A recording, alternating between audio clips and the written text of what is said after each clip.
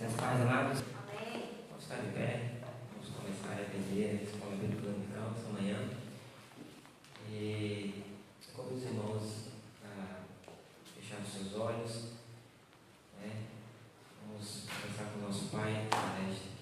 Senhor, nosso Deus e Pai, te louvamos, ó Deus, pela oportunidade que o Senhor nos concede nesta manhã.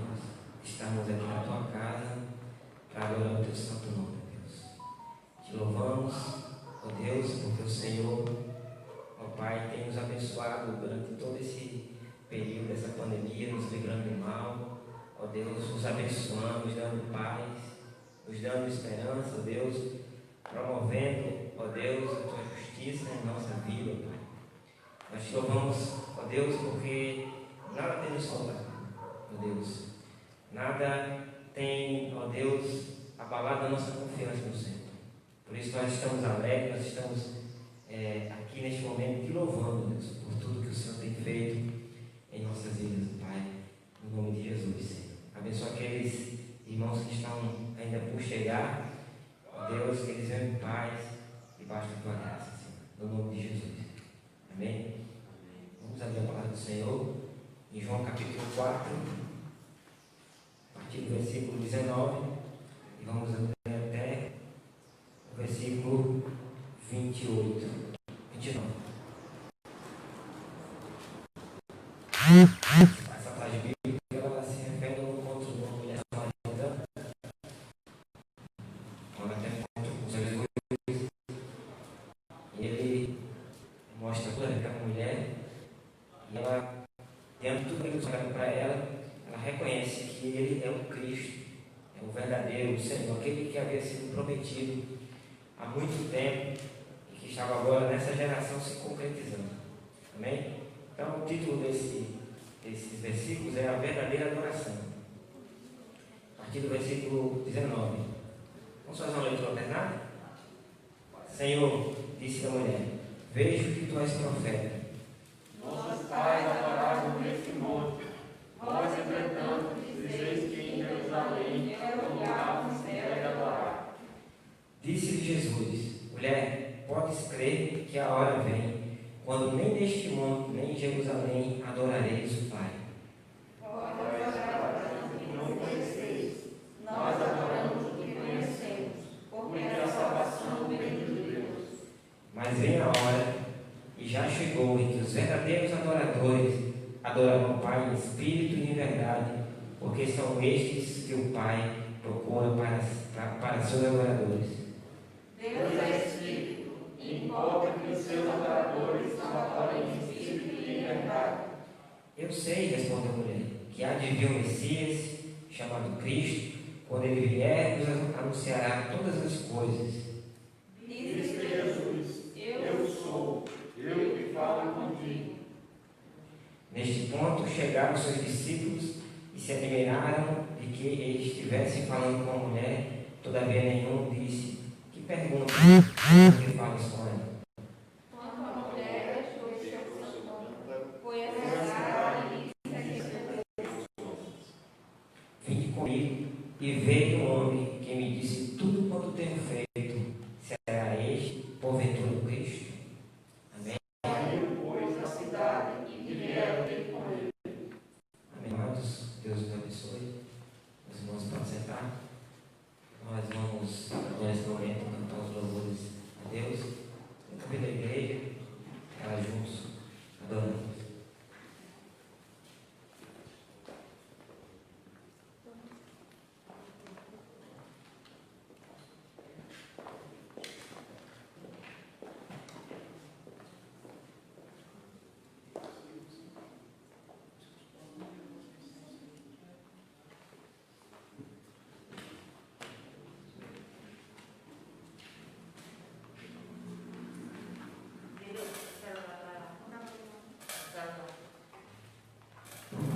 Então, meus queridos, nós estamos aí aproveitando. Nós vamos cantar a música número 1. Está correta aí, nós colocamos aí. Inclusive.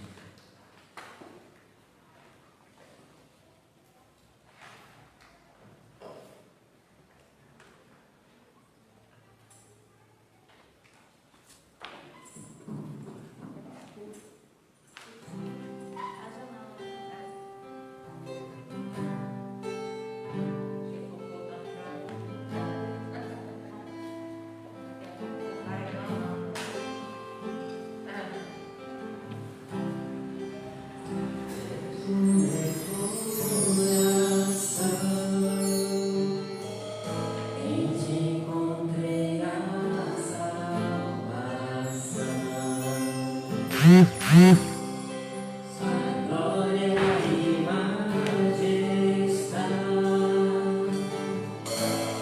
quero sempre contemplar. Tu és minha adoração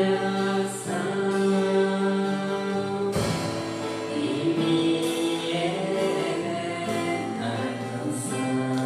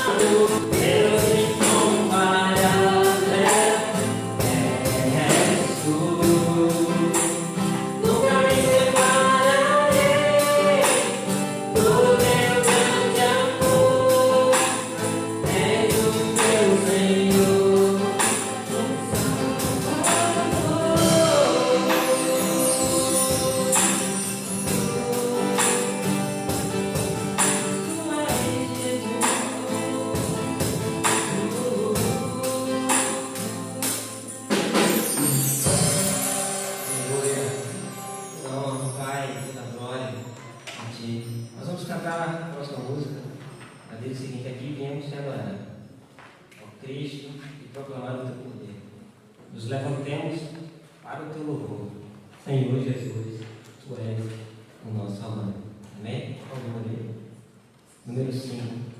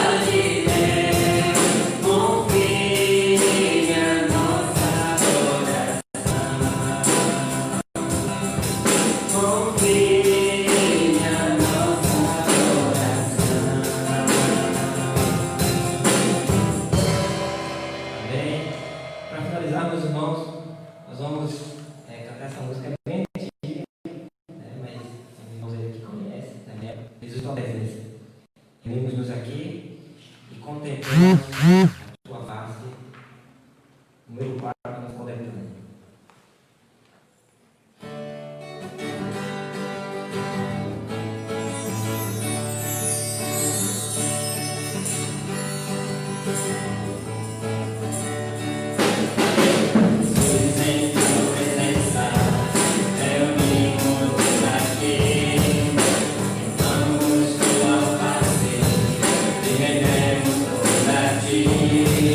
Todo dia, tua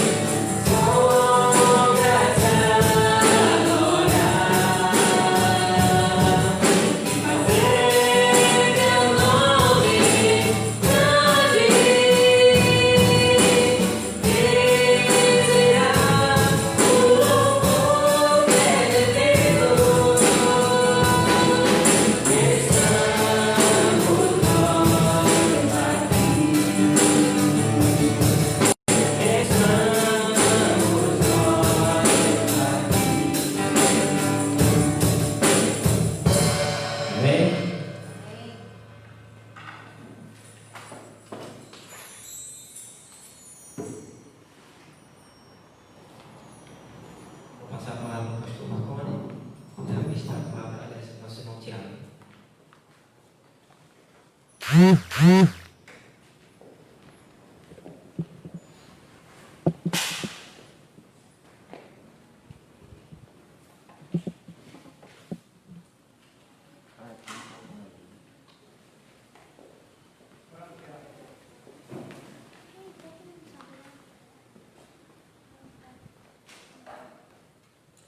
Som.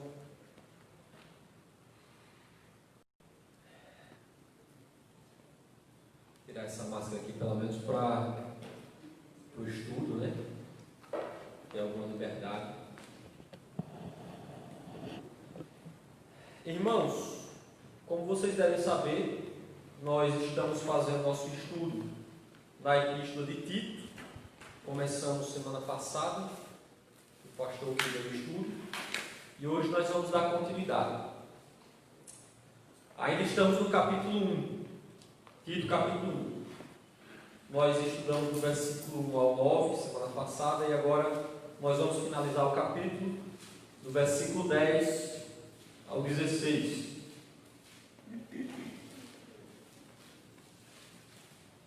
Marie, por favor, pegue meu celular. Eu vou usar o celular também como Bíblia. Obrigado.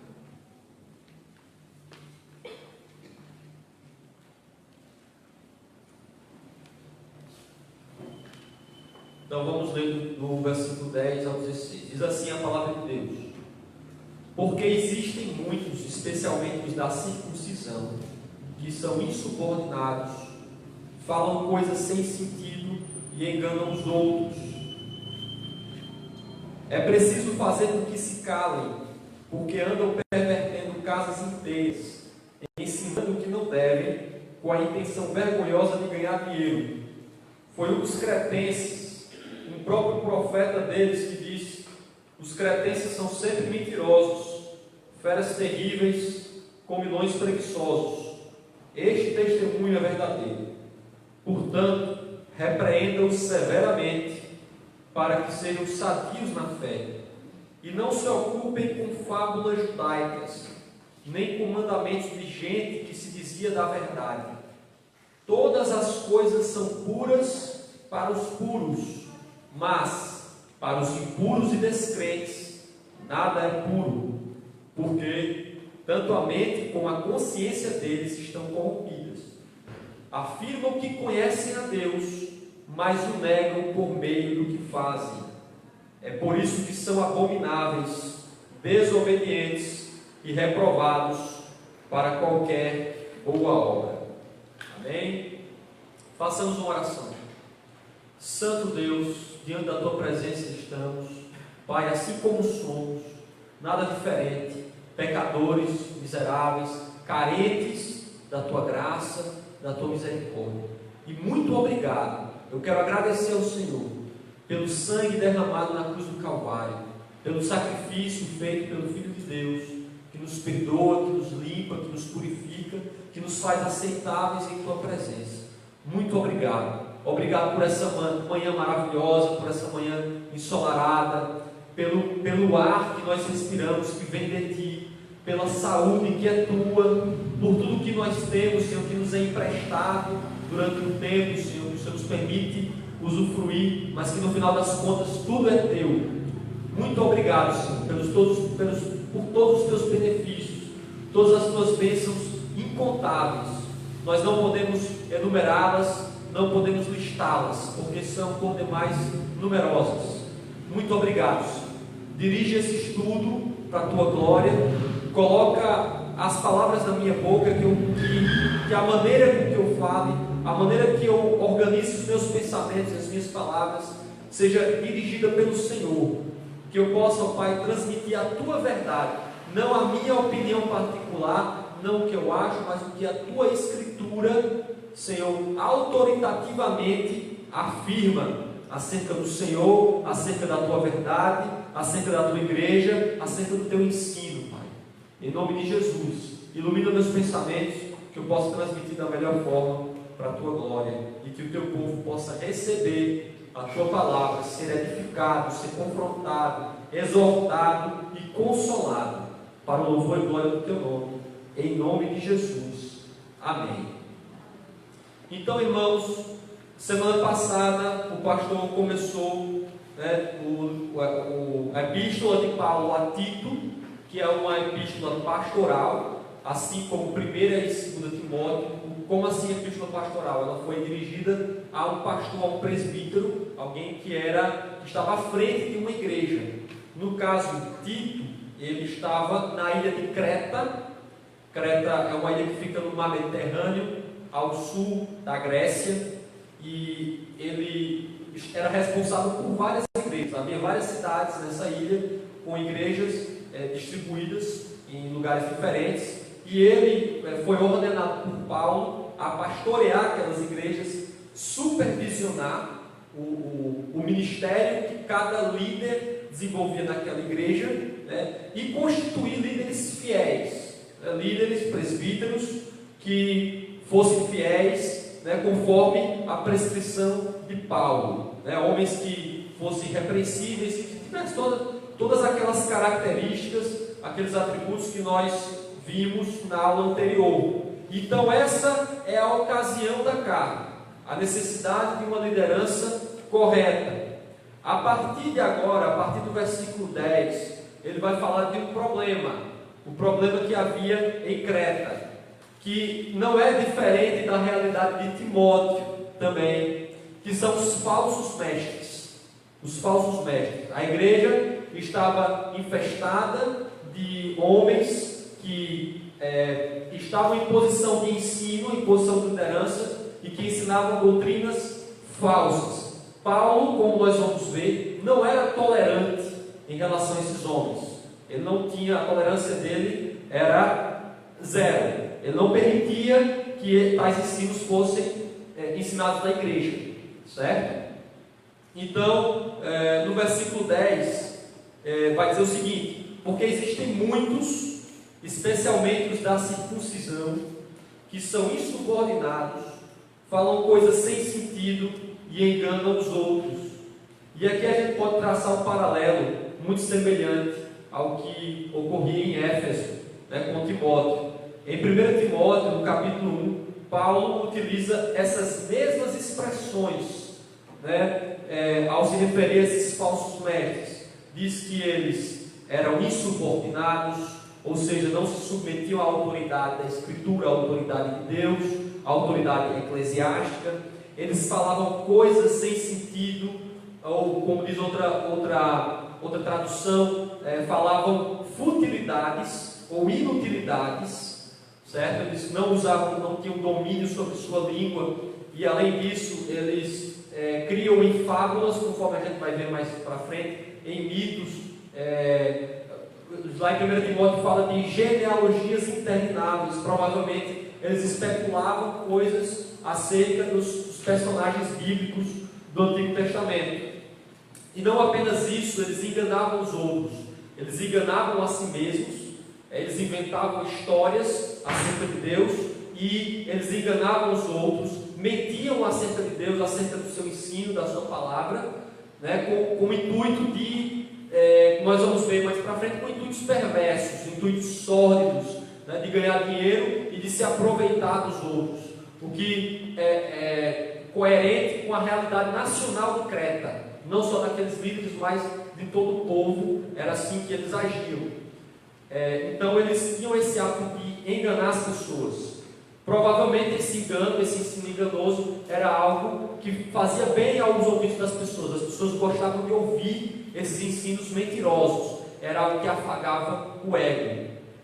Então, a gente vendo essas características, tanto em 1 Timóteo como em Tito, a gente pode aprender daí, que por serem lugares diferentes, Paulo estava se dirigindo a ministros diferentes, que presidiam igrejas diferentes, a gente pode perceber que essas características, elas são pandêmicas, elas são tão ou mais disseminadas que o coronavírus. Você pode observar pessoas insubordinadas, que falam futilidades e enganam os outros, em vários ambientes distintos, em vários contextos distintos, e no nosso país, no evangelicalismo brasileiro, essa realidade não é tão distinta. Nós não estamos em situação muito melhor do que as igrejas de Creta ou a igreja de Éfeso. Nós estamos em situação semelhante. É muito disseminado o falso ensino. E algo que é particular de Creta era que esses falsos mestres, eles eram muito influenciados pelo judaísmo. Diz que aqui que eles eram do partido da circuncisão. Existem muitos, especialmente os da circuncisão, ou seja, eram judeus convertidos, eles não exatamente convertidos, mas eles tinham alguma simpatia pelo cristianismo, pela liberdade cristã, e eles queriam casar o cerimonialismo, o ritualismo judaico com a liberdade cristã. Então, eles eram da circuncisão. E a gente vê, a Bíblia é muito extensa, desde os evangelhos, Jesus falando sobre os judeus, das práticas deles. Eles viviam a religião da sombra. Sobre eles nós falaremos mais adiante. Então, no versículo 11 diz o seguinte: é preciso fazer com que se calem, porque andam pervertendo casas inteiras, ensinando o que não devem, com a intenção vergonhosa de ganhar dinheiro. Como falei anteriormente, Paulo não era tolerante em relação ao falso ensino. Isso nos leva a pensar que a mensagem do Evangelho é coisa séria, porque ela diz respeito ao destino eterno das almas. Um falso ensino pode levar uma pessoa para o inferno, e isso é muito perigoso. Paulo, ele não era alguém que colocava a unidade acima da verdade. Ele não era alguém que dizia: o importante é sermos um, o importante é estarmos unidos, o importante é sermos um só corpo, então vamos aceitar qualquer tipo de mentira, qualquer tipo de tolice ou engano que um de nós fala. Não, eles buscavam unidade. Paulo pregava sobre unidade em Efésios, por exemplo, ele fala muito sobre isso, mas é uma unidade centrada na verdade, uma unidade em torno de uma verdade central. Então isso precisa ficar bastante claro, isso é muito importante. Famílias inteiras estavam indo para o inferno devido a esses falsos ensinos. Diz aqui: é preciso fazer com que se calem, porque andam pervertendo casas inteiras, famílias inteiras, ensinando o que não devem. E a intenção, o propósito deles é ganhar dinheiro. Mais uma vez nós encontramos um paralelo aqui com 1 Timóteo, e eu vou pedir para algum homem, com a voz firme, com a voz grossa, se levantar e ler para nós 1 Timóteo 6, os versículos 3 a 10, que fala justamente sobre essa intenção vergonhosa, essa intenção sórdida de ganhar dinheiro, colocar o lucro acima da verdade de Deus. 1 Timóteo capítulo 6, versos 3 a 10. Se alguém ensina outra doutrina e não concorda com as sãs palavras do nosso Senhor Jesus Cristo e com o ensino segundo a piedade, é infatuado, nada entende, mas tem mania por questões e contendas de palavras, de que nasce inveja, provocação, difamações, suspeitas malignas, altercações sem fim, por homens cuja mente é pervertida e privados da verdade, supondo que a piedade é fonte de lucro. De fato, grande fonte de lucro é a piedade com o contamento, porque nada temos trazido para o mundo, nem coisa alguma podemos levar dele, tendo sustento e com o que os registros sejamos contentes. Ora, os que querem ficar ricos caem em tentação e cilaram em consciências sensatas e perniciosas, os quais afogam os homens na ruína e perdição. Porque o amor do dinheiro é a raiz de todos os males, e alguns nessa cobiça se desviaram da fé e a si mesmos se atormentaram com muitas dores. Então esses homens tratavam o dinheiro como ídolo. Eles adoravam o deus Mamon, Jesus fala nos evangelhos, o deus do dinheiro, e no altar desse deus sacrificavam a verdade do evangelho. No altar do deus dinheiro, né, por amar os recursos que eles poderiam obter supostamente da piedade, eles sacrificavam o verdadeiro ensino, um ensino verdadeiro. Isso nós vemos na igreja evangélica de hoje. Isso nós vemos na teologia da prosperidade. A gente vê em pastores que no passado pregavam o evangelho. Não vou citar nomes aqui, mas pastores famosos no passado pregavam o evangelho. E em nome de um ensino mais palatável, né, para agregar mais pessoas, para que assim eles pudessem, muito provavelmente, angariar mais recursos, né, aumentar a sua renda, aumentar os seus lucros, eles passaram a ensinar uma mensagem mais aguada, mais adocicada, mais palatável, que afaga melhor o ego. Então, no altar do Deus dinheiro, eles sacrificam a verdade, eles sacrificam o testemunho de Deus, eles sacrificam a verdade de Deus. E no versículo 12 a gente vai ver que é muito coerente o que Paulo estava dizendo com a realidade nacional de Creta.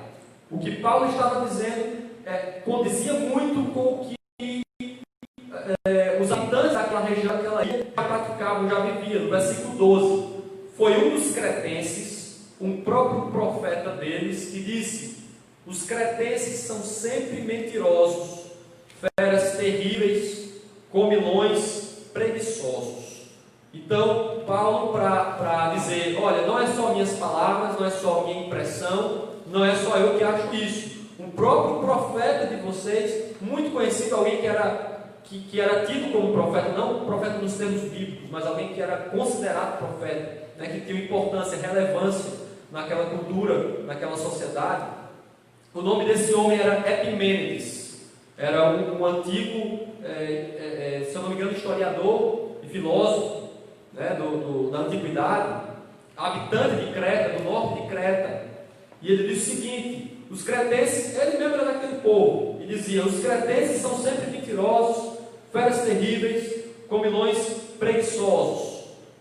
Então, lendo o comentário, ao preparar esse estudo, lendo o comentário de William Hendrickson, ele cita muitos outros autores, filósofos, historiadores antigos, né, anteriores a Cristo e após Cristo também, que davam esse testemunho dos cretenses. Um dos que me chamou a atenção lá foi o Cícero, um antigo orador romano. Ele dizia que os cretenses, eles achavam honroso o banditismo, o assalto em estradas, eles achavam honroso. Me lembrou muito uma filósofa do inferno, progressista, esquerdista do diabo que a gente tem aqui no Brasil, que é a Márcia Tiburi, que diz que o assalto em alguma medida é justificável, há uma lógica no assalto, né? Então, você vê que eles tinham essa característica selvagem, que desrespeitavam a vida humana.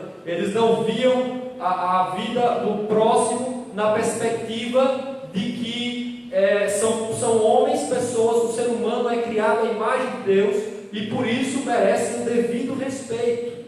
O devido respeito, eles não viam dessa forma, né? O ser humano é criado à imagem de Deus e por isso deve ser respeitado. Não, eles viam o próximo como alguém que eles deviam se aproveitar, que eles deviam tirar lucro, que eles deviam tirar vantagem, né? Então, para isso eles mentiam, para isso eles cometiam todo tipo de absurdo, todo tipo de crime, de coisa sórdida, né? Com o objetivo de ganhar dinheiro, né? E eles eram preguiçosos, eles não queriam viver do seu próprio trabalho, eles queriam tirar proveito dos outros, eles achavam isso honroso. E veja, não é muito diferente do que nós conhecemos com o jeitinho brasileiro. O jeitinho brasileiro é algo que nasceu diretamente do coração de Satanás, do coração das trevas. Nós damos qualidades boas, esperto, sabido, aquele que gosta e que tem prazer em tirar vantagem dos outros. Mas isso é coisa do diabo, né? Então, nós podemos afirmar enfaticamente que a mentira, o tirar vantagem do outro, né? O tirar proveito do outro, né? Para o seu próprio para o prejuízo do próximo e para o seu benefício, né? Querer viver à custa dos outros sem trabalhar, a vadiagem, a vagabundagem é coisa abominável diante de Deus, é coisa condenável, e Deus certamente julgará, né? E condenará os que praticam tais coisas. Paulo aceita o testemunho de eles. Ele afirma que é verdadeiro, ele concorda, ele assina embaixo o que a Pimenta está dizendo.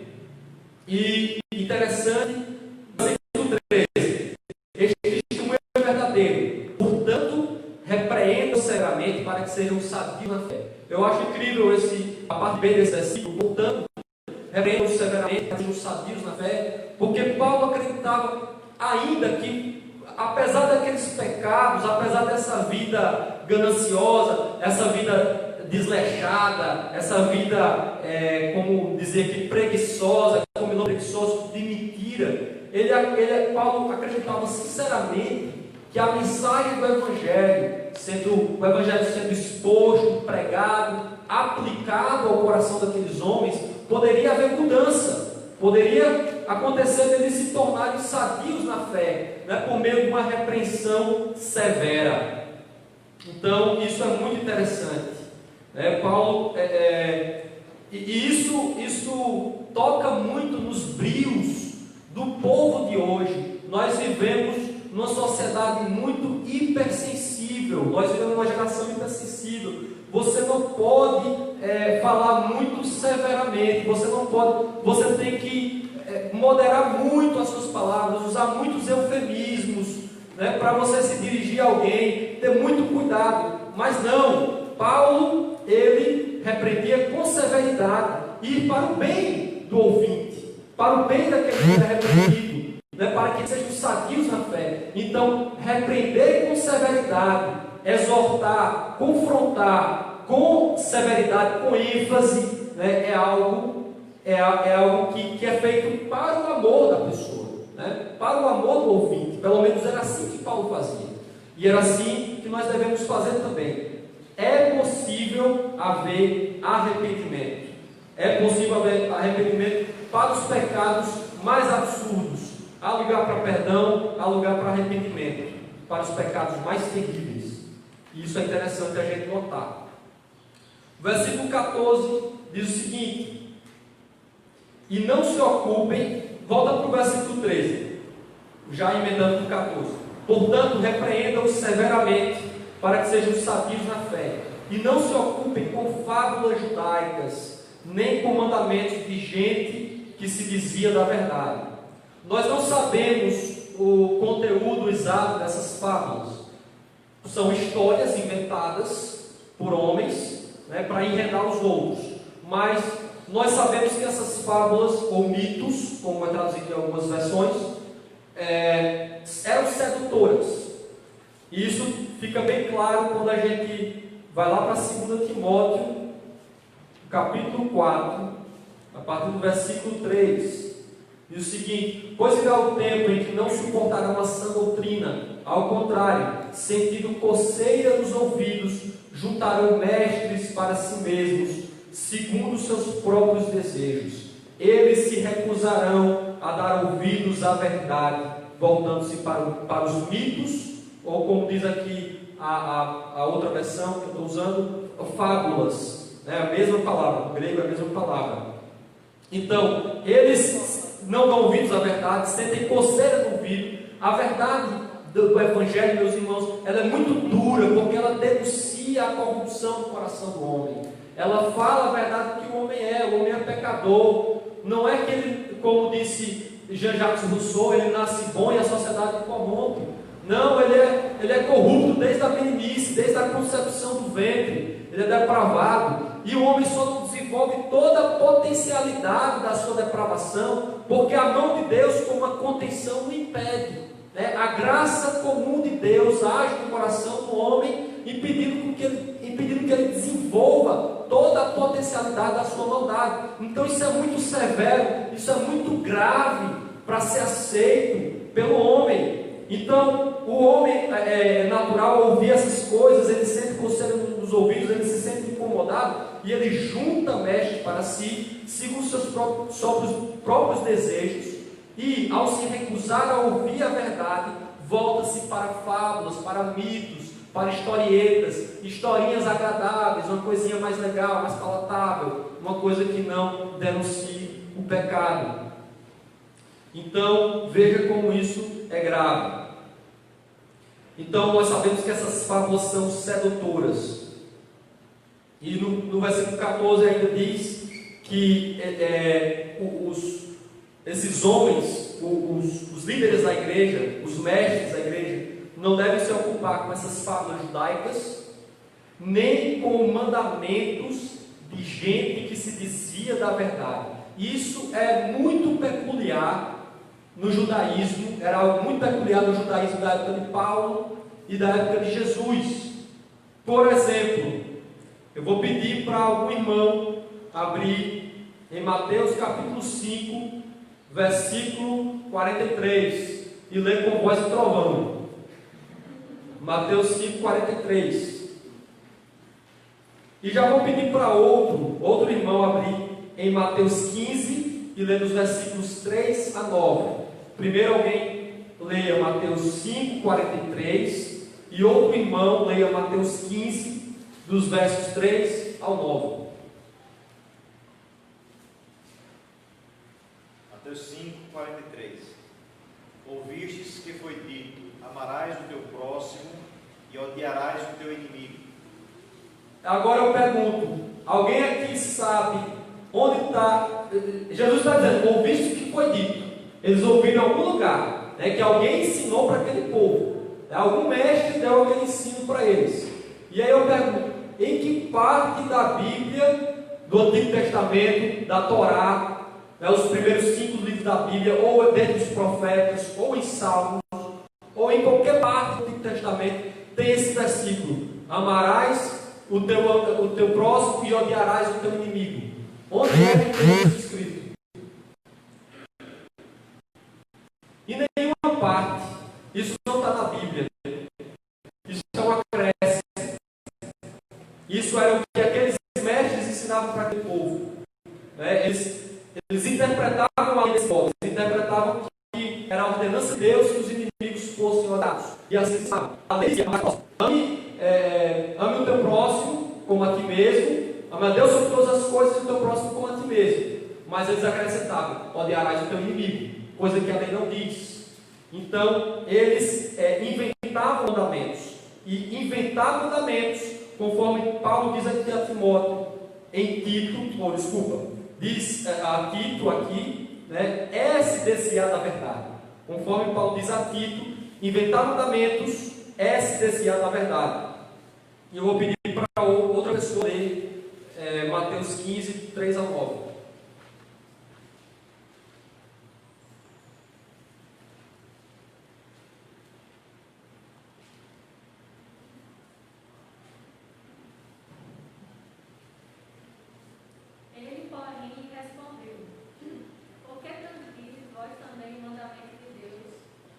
Da vossa tradição, porque Deus ordenou: honra teu pai e a tua mãe.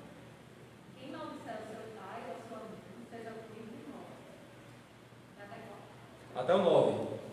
Mas, vós dizeis, se alguém disser a seu pai ou a sua mãe, é oferta ao Senhor que podereis obrigar, esse jamais honrará a seu pai ou a sua mãe. E assim invalidaste a palavra de Deus por causa da vossa tradição. Hipócritas, bem profetizou Isaías a vosso respeito, dizendo: este povo honra-me com os lábios, mas o seu coração está longe de mim. E em vão me adoram, ensinando doutrinas que são preceitos de homens. Amém. Então, observem bem, meus irmãos, como é que esse povo vivia. Eles tinham uma série de exigências que eram acréscimos à lei de Deus. Os fariseus, eles lavavam a mão antes de comer, e para eles não fazer esse ato, não era só uma questão de higiene, é questão moral. Né? Se você não lavasse a mão, você incorria um erro moral, você estava pecando contra Deus.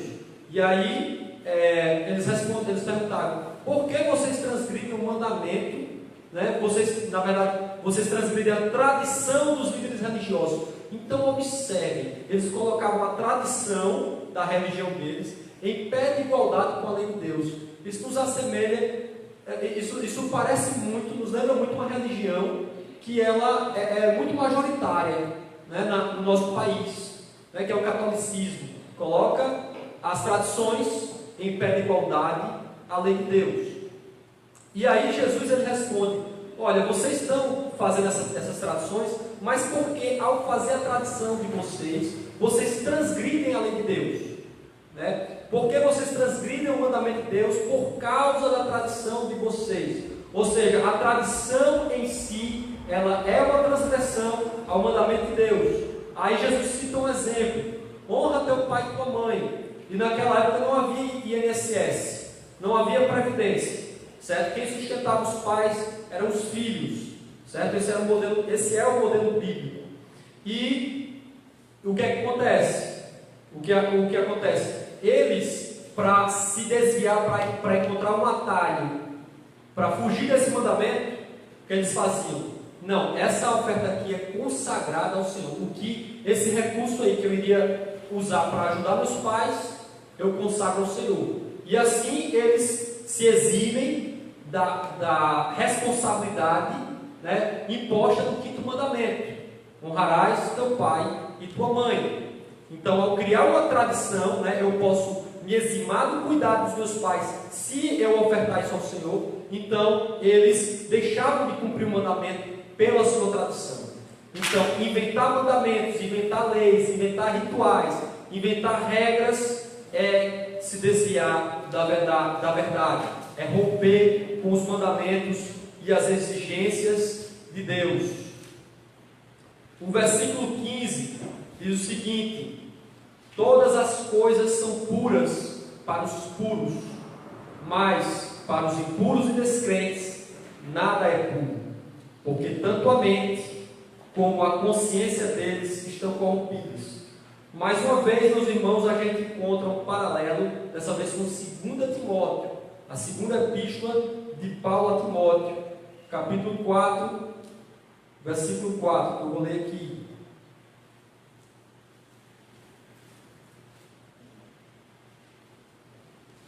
Versículo 3: pois virá o tempo em que não suportarão a sã doutrina, ao contrário, sempre conselhos dos ouvidos juntarão mestres para si mesmos, segundo seus próprios desejos. Versículo 4: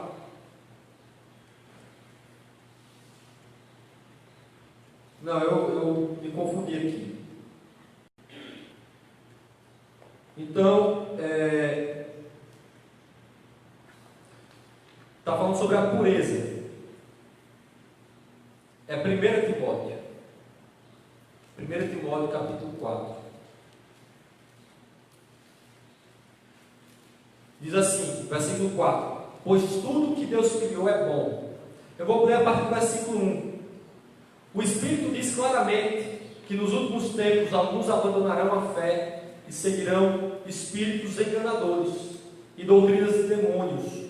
Tais ensinamentos vêm de homens hipócritas e mentirosos, que têm a consciência cauterizada e proíbem o casamento e o consumo de alimentos que Deus criou para serem recebidos com ação de graças pelos que creem e conhecem a verdade. Versículo 4: pois tudo que Deus criou é bom, e nada deve ser rejeitado se for recebido com ação de graças. Então esse texto nos dá uma ideia mais precisa daquilo que Paulo estava chamando de puro. Obviamente Paulo não estava chamando tudo que existe na face da terra de puro, mas aquilo que Deus criou, né? Claro que os homens praticam não é puro, mas aquilo que Deus criou, em especial o alimento, né? E o casamento também. Esses judeus cretenses, eles recebiam muita, como eles estavam vivendo naquela cultura helênica, cultura grega, eles recebiam muita influência também do gnosticismo, gnosticismo que tratava a matéria como algo ruim, algo mal. Então, o casamento, né, não só o casamento, o sexo, o alimento, mas coisas que dão prazer ao corpo, são tidas como algo ruim por aquele povo, né? Então, isso é contrário ao Evangelho. O Evangelho não é gnóstico, né? O Evangelho diz que o que Deus criou, a matéria, o que Deus criou nesse mundo é bom, e desde que recebido com ação de graças, deve ser desfrutado e não deve ser rejeitado. Então, para aqueles homens, tudo era impuro. Eles tinham uma lista de coisas que era impuro, né? Enquanto para aqueles que seguem a palavra de Deus, as coisas que eles chamavam de impuras, os alimentos que Deus criou, as coisas que Deus criou para o desfrute do homem, não são impuras, muito pelo contrário, são puras. E aí ele diz que eles agem dessa maneira, preste atenção nesse ponto, eles agem dessa maneira porque tanto a mente como a consciência deles estão corrompidas. Tanto a mente, que é o centro da abolição, onde ocorrem as vontades, os desejos do homem, são processados, a vontade do homem, o desejo.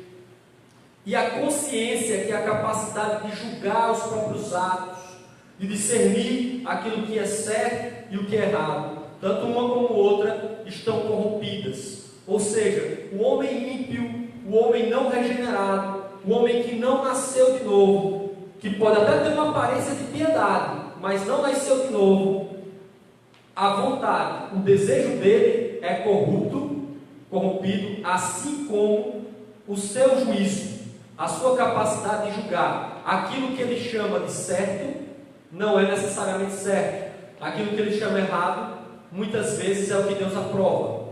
Então, aquilo que ele deseja, aquilo que ele inclina seu coração, e aquilo que ele acha certo, Deus reprova, Deus abomina. E aquilo que ele rejeita, aquilo que ele recusa, aquilo que ele não gosta, e aquilo que ele, na sua consciência, acha errado, Deus aprova, Deus acha certo. Então, é assim a vida daquele que é ímpio, aquele que não é nascido de novo, que não é regenerado. Então, vejam a impossibilidade que o homem tem de salvar-se a si mesmo. Porque ele não, se ele for confiar no seu próprio juízo, na sua própria consciência, ele não vai acertar o caminho, ele sempre vai errar, ele sempre vai desejar o mal. Como dizia Lutero, o livre-arbítrio do homem é o livre-arbítrio de urubu, no ave de rapina, que sempre escolhe a carniça, ele sempre deseja o que é ruim. Assim é o homem ímpio, tanto a mente como a consciência deles estão corrompidos. Ainda que ele tenha uma aparência de piedade, ainda que exteriormente ele cumpra os mandamentos, mas interiormente ele está longe, está afastado de Deus. E agora nós vamos para o último versículo do nosso estudo, e o último versículo do capítulo 1. Paulo diz que esses homens, eles afirmam que conhecem a Deus, mas o negam por meio do que fazem. É por isso que são abomináveis, desobedientes e reprovados para qualquer boa obra. Então eles afirmam que conhecem a Deus, mas nos seus atos eles negam. E Jesus, ele também é muito enfático ao denunciar esse comportamento desses judeus. Lá em João capítulo 8, Jesus ele tem uma discussão com os fariseus, com os judeus que nem no primeiro momento creram na palavra de Jesus, mas quando Jesus começou a mandar real mesmo, a dizer que o reino de Deus é o caminho estreito, que não é essa facilidade toda, que é necessário negar o pecado, tomar a cruz, seguir a Ele, aí eles começam a se voltar contra Jesus. E aí Jesus diz: eu faço as obras que eu vi no meu Pai, vocês fazem as obras que viram no pai de vocês. E aí eles protestam: nosso pai é Abraão, nós somos descendentes de Abraão. Aí, se vocês fossem descendentes de Abraão, se vocês fossem filhos de Abraão, praticariam as obras que Abraão pratica. Abraão creu em Deus, Abraão obedeceu a Deus. Já que vocês não obedecem, vocês não creem no que eu digo, já que eu vim de Deus, vocês não creem no que eu estou dizendo, logo vocês não são filhos de Abraão. Aí eles respondem, eles replicam mais uma vez: a gente não é bastardo, nós não somos filhos ilegítimos. No grego a expressão é porneia. Nós não somos filhos de relações sexuais ilícitas, nós somos filhos de Deus. E aí Jesus disse: não, vocês não são filhos de Deus. Porque eu vim de Deus, e o mandamento que eu trago é o mandamento de Deus. Se vocês aceitassem a Deus, fossem filhos de Deus, vocês se pareceriam com Ele. Então, o que é que Jesus está dizendo? Que a relação de filiação nada mais é do que... Não existe relação de filiação se você não se parece com Deus, se você não se parece com seu pai. Todo filho, ele herda os genes daquele que o gerou.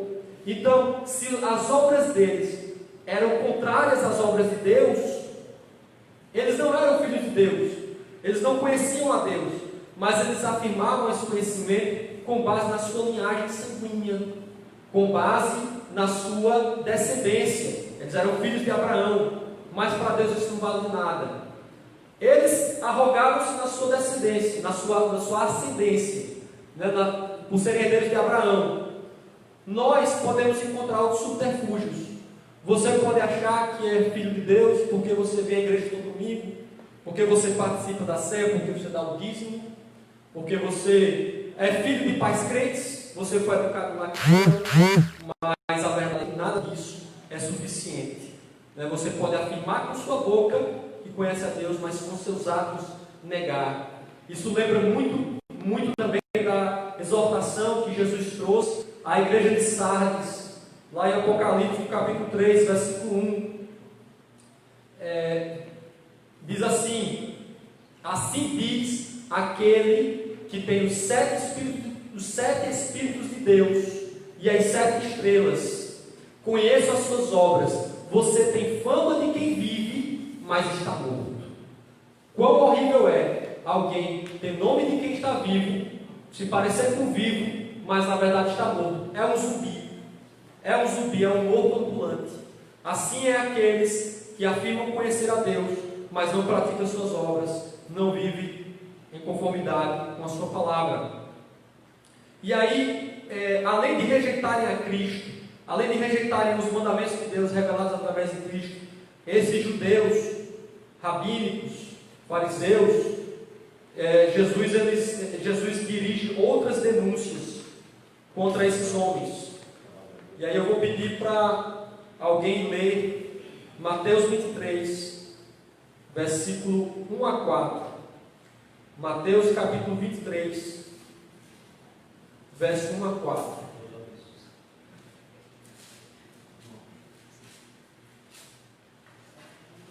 Eu já abri aqui, eu vou ler para a gente, senão vai atrasar. Diz assim: então Jesus disse à multidão e aos seus discípulos: os mestres da lei e os fariseus se assentam na cadeira de Moisés. Obedeçam-lhes e façam tudo o que eles dizem a vocês, mas não façam o que eles fazem, pois não praticam o que pregam. Eles atam fardos pesados e os colocam sobre os ombros dos homens, mas eles mesmos não estão dispostos a levantar um só dedo para movê-los. Então, as obras desses homens, além de serem contrários aos mandamentos de Deus revelados em Cristo, eles eram hipócritas. Eles faziam algo, e muito do que eles faziam até podia ser... eles diziam algo, muito do que eles diziam podia até ser certo, mas a prática deles era contrária ao que eles falavam. Eles diziam uma coisa: façam o que eu digo, mas não façam o que eu faço. Era o mote desses homens. E eles atavam fardos pesados, colocavam listas e mais listas de regras, de mandamentos sobre os homens, mas eles não estavam dispostos, eles não tinham disposição, não tinham energia, nem um dedo deles para levantar, para mover esses mandamentos, essas pedras, esses fardos pesados que eles colocavam nos ombros dos homens. Então veja que Jesus denuncia a hipocrisia daqueles homens.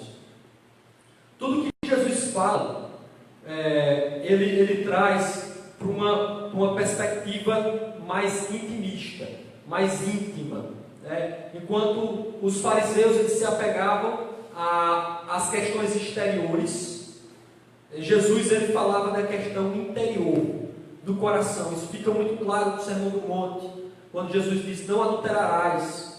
E ele deixa bastante claro: adultério não é só você se deitar na cama com a mulher, é você desejar no coração.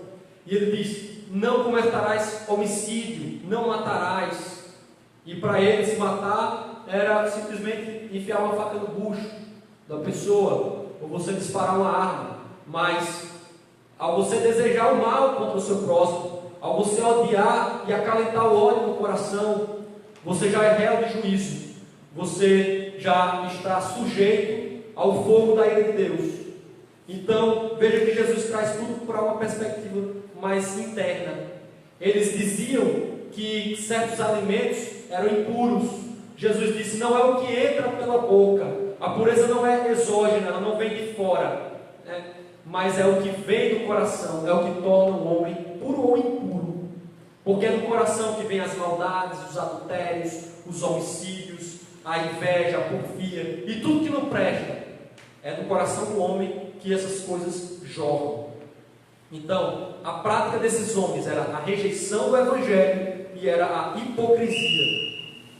E aqui, para finalizar aqui esse versículo, eu vou ler o texto aqui de Romanos capítulo 2, versículos 17 a 29, para fechar essa questão da hipocrisia dos fariseus e dos judeus, que não é muito diferente da nossa realidade de hoje. Muitos seguem a Cristo só de boca, muitos falam os mandamentos de Deus, enchem a boca para falar de Deus, mas o seu coração e a sua prática é contrária, contradiz aquilo que eles falam. E aí, em Romanos, no capítulo 2, Paulo se dirige mais uma vez a esses judeus que viviam de maneira hipócrita, que achavam que conheciam, que pertenciam a Deus só por causa de uma linhagem sanguínea. E ele diz o seguinte, a partir do versículo 17: mas se você diz que é judeu, confia na lei e se gloria em Deus, se você conhece a vontade de Deus e aprova as coisas excelentes, sendo instruído na lei, se você está convencido de que é guia dos cegos, luz dos que se encontram em trevas, instrutor de insensatos, mestre de crianças, tendo na lei a forma da sabedoria e da verdade, você, pois, que ensina aos outros, não ensina a si mesmo? Você que prega que não se deve roubar, rouba? Você que diz que não se deve cometer adultério, adultera? Você que detesta ídolos, rouba os templos? Você que se gloria na lei, desonra a Deus pela transgressão da lei? Pois como está escrito, o nome de Deus é blasfemado entre os gentios por causa de vocês. Olha só que grave, né? As pessoas que não eram povo de Deus, que nominalmente não eram povo de Deus, eles queriam estar mais longe de Deus ainda por ver o padrão de comportamento daqueles homens, dos mestres da lei daquele tempo. Eles viam, não, se seguir a Deus é esse padrão de conduta aí é que eu quero distância, aí é que eu não quero Deus mesmo. Versículo 25: a circuncisão tem valor se você pratica a lei, mas se você é transgressor da lei, a sua circuncisão já se tornou incircuncisão. Portanto, se a incircuncisão observa os preceitos da lei, não será essa incircuncisão considerada como circuncisão? E se aquele que é incircunciso por natureza cumpre a lei, certamente ele julgará você, que embora tenha a letra da lei e a circuncisão, é transgressor da lei, porque não é judeu quem o é apenas exteriormente, nem é circuncisão a que é somente na carne, porém judeu é aquele que o é interiormente, e circuncisão é a do coração, pelo Espírito, não segundo a letra, e cujo louvor não procede de seres humanos, mas de Deus. Que glorioso! A verdadeira circuncisão, a circuncisão é símbolo da aliança. A verdadeira aliança com Deus, ela não é feita exteriormente, ela não é uma aliança de dedo, nem um corte na carne do prepúcio do homem, mas ela é feita no coração, é uma marca no coração. É quando Deus ele imprime o seu espírito, ele coloca a sua lei, ele imprime a sua lei e sela o homem com o espírito dele dentro do coração do homem. É isso que é a verdadeira circuncisão, é isso que é ser crente, é isso que é servir a Deus. Então esses homens, eles, como diz o apóstolo Paulo aqui, esses falsos mestres judaizantes, eles se tornaram abomináveis, desobedientes e reprovados para qualquer boa obra. Não é de surpreender que Paulo os adjetiva desse modo, porque apesar de estarem prontos a obedecer mandamentos de homens, eles se mostravam por demais desobedientes à santa lei de Deus. Por isso eles se tornaram abomináveis, ou como dizem em outra versão, desprezíveis. E aí por fim ele diz, eles são reprovados para qualquer boa obra. A gente encontra mais uma vez um paralelo com as epístolas de Paulo a Timóteo. No caso em 2 Timóteo, no capítulo 3, 17, ele vai dizer que o homem que é instruído pela palavra de Deus, ele é apto e plenamente preparado para toda boa obra. E no capítulo 2, no versículo 21, o apóstolo Paulo diz que aqueles que se purificam, que se afastam das coisas do mundo, eles se tornam prontos, se tornam aptos para toda boa obra. Esses aqui, eles fizeram o teste, mas foram reprovados. Eles estão desqualificados para qualquer boa obra, porque eles ensinam uma coisa, mas praticam outras. Além do ensino deles ser duvidoso, ser enganoso, ser mentiroso, ser algo detestável, né? O que eles ensinam, ainda assim, eles ensinam de um modo e fazem diferente. Então esses são os falsos mestres que devem ser evitados.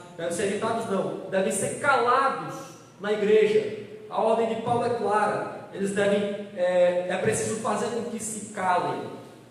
Irmãos, isso não pode ser uma mensagem, digamos assim, para outro. Uma mensagem que a gente assimila da seguinte maneira: não, que bom saber que existe um padrão correto de liderança e que a liderança errada ela deve ser rejeitada, ela deve ser calada. A igreja deve ter uma liderança fiel. Isso não é algo a ser aplicado só à liderança, certo? Nós devemos sondar o nosso coração, nós devemos ser cautelosos em relação ao nosso estado de alma, para saber se nós não estamos seguindo no mesmo caminho desses falsos mestres. Porque o fim dessa falsa doutrina ensinada pelos mestres é enredar e é levar para o inferno a própria igreja, o próprio povo de Deus. Então a gente precisa investigar se o nosso coração não está contaminado por essas coisas. O efeito que essa palavra deve causar em nós é temor e cautela. Para finalizar, vamos ler só mais alguns textos. 2 Coríntios capítulo 13, versículo 5, o apóstolo Paulo diz: examinem-se para ver se vocês estão na fé, provem a vocês mesmos. Não percebem que Cristo Jesus está em vocês, a não ser que tenham sido reprovados. Então todos nós devemos sondar o nosso coração. Será que eu estou andando em conformidade com a palavra de Deus, ou eu fui reprovado por Deus? Ou eu estou sendo rejeitado assim como esses falsos mestres? Então, se Cristo está em nós, nós devemos provar, averiguar, sondar o nosso coração. Em 1 Coríntios 10, 12, o apóstolo Paulo fala: aquele que está em pé, cuide-se para que não caia. Então, se você observa os mandamentos de Deus, se você acha que está firme na lei dos mandamentos de Deus, sonde seu coração para saber se essa observância aos mandamentos de Deus é apenas exterior. Sonde o seu coração para ver se o seu entendimento da palavra de Deus ficou só no intelecto, ficou só no plano da razão e não desceu ao seu coração. E não mudou as suas vontades, não alterou os seus desejos, não alterou as inclinações do seu coração. Você precisa ver isso. Eu também preciso ver isso. Isso é necessário, isso é importante. A salvação de Deus é pela graça. Ela é mediante a fé e é gratuita. E a respeito disso não há nada que nós podemos fazer por onde merecer. Mas ela sempre causa um efeito de santidade, de santificação no coração do homem. No mesmo texto, no mesmo capítulo, lá em Efésios capítulo 2, que fala, pela graça sois salvos, diz que nós fomos escolhidos por Deus, eleitos por Deus, para as boas obras. Então, a salvação de Deus, ela produz um efeito de santidade no coração do homem. Ela muda as inclinações, ela muda os nossos desejos. A gente passa a não ter mais desejo na novela, no BBB, nos entretenimentos não cristãos, mas a gente passa a ter prazer na palavra, prazer na oração, prazer em louvar a Deus, em acordar de manhã. Nosso primeiro pensamento é a palavra de Deus, é a meditação da lei de Deus, é a oração, é a leitura da Bíblia. Será que nós estamos nesse nível de compromisso com o Senhor? Ou a gente vive o Evangelho como quem torce para o Flamengo? Porque assim, você torce para o Flamengo, para o Corinthians, ou para o São Paulo, é um detalhe na sua vida, né? Que você vai no estádio de futebol, você assiste a transmissão, você torce, esbraveja, fica rouco, mas é só ali amanhã você trabalha e não tem nenhuma implicação na sua vida. A sua torcida pelo tipo de futebol não traz nenhuma implicação na sua vida. Será que nós estamos vivendo o Evangelho dessa maneira? Nós falamos em alta voz, a gente publica coisas no Instagram, no Facebook, denunciando a impiedade do mundo, né? Denunciando o pecado, denunciando a corrupção na política, né? A gente fala de Deus, a gente enche a boca para falar de Deus, né?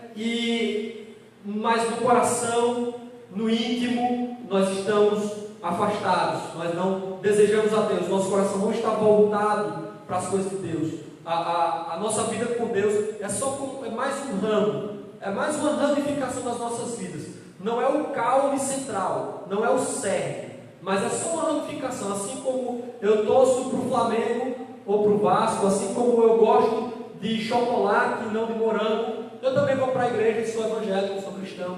Então será que é dessa forma que estamos vivendo? Precisamos sondar o nosso coração. Que essa palavra, meus irmãos, cause temor.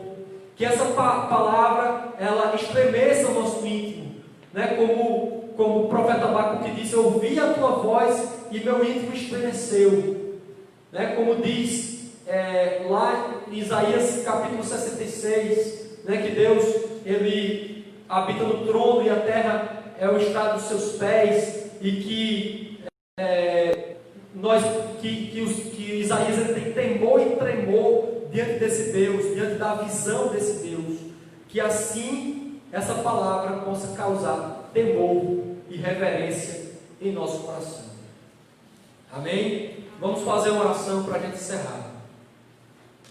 Senhor Deus, muito obrigado pela tua palavra, muito obrigado, Senhor, por esse ensinamento. Senhor Deus, é muito fácil falar, dizer essas coisas, não é difícil, não é muito difícil. Expor a tua palavra e dizer, simplesmente afirmar o que ela diz, extrair os ensinamentos dela, não é uma coisa tão difícil assim. Mas segui-la integralmente, levar ela a sério, tomar a cruz, seguir a Cristo, seguir pela porta estreita, entrar na porta estreita, seguir o caminho estreito, fazer a vontade de Deus, seguir os mandamentos de Deus no íntimo. Senhor Deus, essa é uma conversa que nem todos nós estamos preparados, nem todos nós temos essa capacitação. Por isso precisamos da operação do Teu Espírito Santo. Nós precisamos que o Senhor nos convença do nosso pecado, que o Senhor nos mostre onde estamos errando e nos faça voltar para o caminho. Senhor Deus, não deixa que essa mensagem seja só uma contemplação do erro, a gente identifique o erro, identifique que existe falsos mestres que pregam falsas doutrinas, e não queira aplicar, não queira assumir as implicações dessa palavra para a nossa vida. Não deixe que seja assim. Não deixe que seja assim. Que a gente realmente esteja engajado, esteja visceralmente engajado e envolvidos até o tutano com a tua lei, com a tua palavra, com o teu evangelho. Nos move por dentro, Senhor, move o nosso coração, inclina a nossa mente e o nosso coração à tua vontade e retira de nós, remove de nós toda impureza, toda perversão, toda maldade, toda inveja, toda mácula, toda ira, todo ódio, Senhor, que nós guardamos contra uma pessoa que nos fez mal, Senhor, e nos faz sermos puros. Uma pureza que vem de dentro, não a pureza que supostamente se conquista através de alimentação, ou de vestuário, ou seja lá o que for, mas uma pureza que é do coração, que vem de dentro, que é resultado da operação do Teu Espírito no nosso íntimo. É o que nós pedimos ao Senhor. Nos leva em paz para os nossos lares, e que nós mastiguemos, assim como o boi faz com o alimento, que nós possamos ruminar a Tua palavra, noite e dia, durante essa semana. É o que nós oramos aqui, em nome de Jesus. Amém. Presbítero Júnior. O pastor vai fazer o encerramento.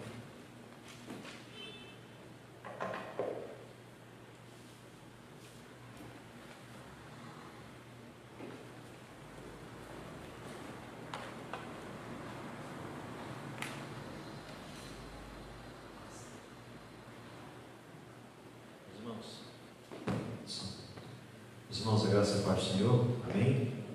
Nós louvamos a Deus por esses momentos, o estudo de Sua palavra, e eu queria apenas lembrar aos irmãos que hoje à noite, às 18 horas, nós teremos aqui o nosso culto público, e de acordo com o novo decreto que foi anunciado recentemente, o nosso espaço físico, o nosso templo aqui da Igreja Congregacional, contempla 40 pessoas, aproximadamente 40 pessoas, né?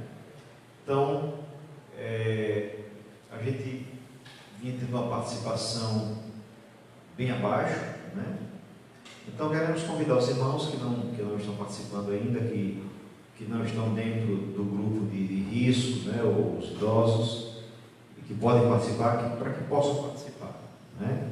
Então, hoje às 18 horas, teremos nosso culto público, nosso culto de celebração, Senhor. Vamos orar? Oremos. Senhor, nós queremos te agradecer por esses momentos em Tua casa, em que reencontramos os irmãos, em que podemos ouvir a Tua palavra, ó Deus, em que podemos louvar o Teu nome.